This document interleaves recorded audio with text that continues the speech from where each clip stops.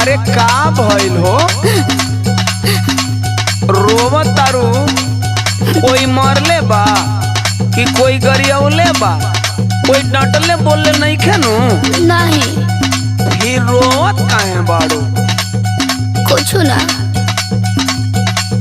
जाय दी, फोन रखत बानी, रउआ अपन काम कर दी। हम तो के रोवत छोड़ के फोन कैसे रख सकीला?